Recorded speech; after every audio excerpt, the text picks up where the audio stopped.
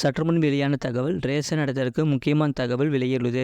அது என்னன்னு பார்க்க போகிறோம். நீங்கள் நம்ம சேனலும் சப்ஸ்கிரைப் பண்ணாமல் இருந்தீங்கன்னா மறக்காமல் லைக் பண்ணிக்கோங்க, சப்ஸ்கிரைப் பண்ணிக்கோங்க. வாங்க வீடியோக்குள்ளே போகலாம். கலைஞர் மகளிர் உரிமை தொகை திட்டத்தில் புதிதாக விண்ணப்பித்தவர்களுக்கு இன்ப அதிர்ச்சி அளிக்கும் வகையில் நல்ல செய்தி ஒன்று சென்றுள்ளது.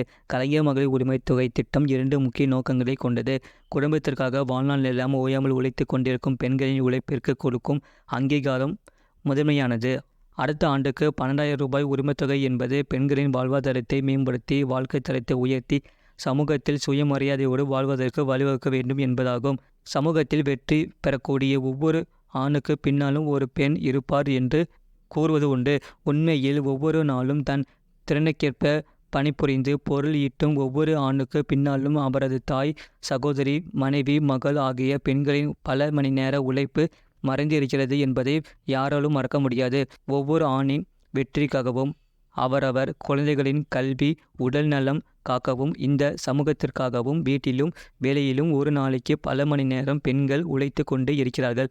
இந்த உழைப்பிற்கு ஊதியம் கணக்கிடப்பட்டிருந்தால் குடும்ப சொத்துக்கள் அனைத்திலும் சமமாக பெண்கள் பெயரும் சட்டம் ஏற்றாமலேயே இடம் பெற்றிருக்கும்.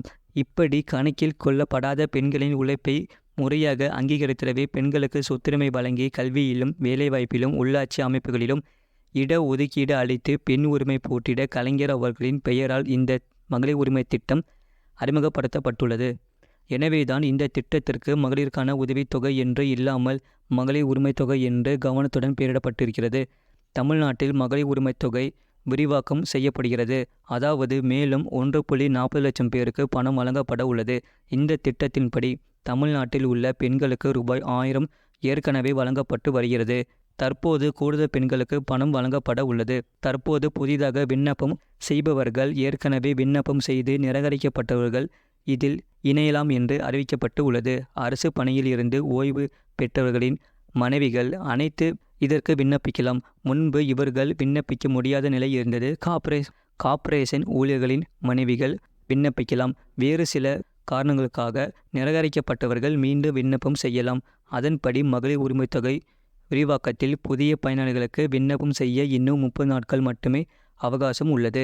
இந்த நிலையில்தான் கலைஞர் மகளிர் உரிமை தொகை திட்டத்தில் புதிதாக விண்ணப்பித்தவர்களுக்கு இன்ப அதிர்ச்சி அளிக்கும் வகையில் நல்ல செய்தி ஒன்று சென்றுள்ளது. 1.80 லட்சம் பேர் மேல்முறையீடு மற்றும் புது விண்ணப்பம் செய்ய வாய்ப்புள்ளதாக கூறப்படுகிறது. அதில் 90% பேரின் விண்ணப்பங்கள் ஏற்கப்பட வாய்ப்புள்ளதாக அரசு வட்டார தகவல் தெரிவிக்கின்றன. பொது அடிப்படை வருமானம் யூனிவர்சல் பேசிக் இன்கம் என்ற பெயரில் உலகில் பல நாடுகளில் சோதனை குறிப்பிட்ட சில பகுதிகளில் ஒரு சில பிரிவினரிடம் மட்டும் இத்தகைய திட்டம் நடைமுறைப்படுத்தப்பட்டு இருக்கிறது.